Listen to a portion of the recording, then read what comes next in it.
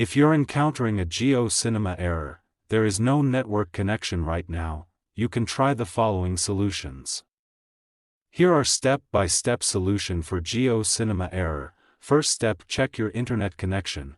Ensure that you have a stable and active internet connection. Switch to a different Wi-Fi network or cellular data if possible. Second step, clear the cache and data of GeoCinema app.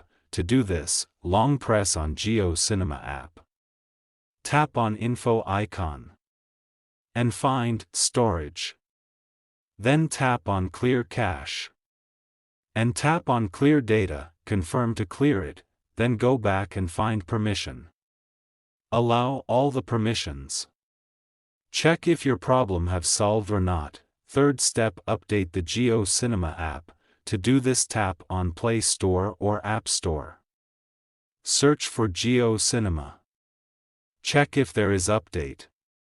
Update it. Fourth step, restart your device. Reboot your phone or device to refresh its settings. To do this, long press on device's power button. And swipe to restart it. Fifth step, try using a different device.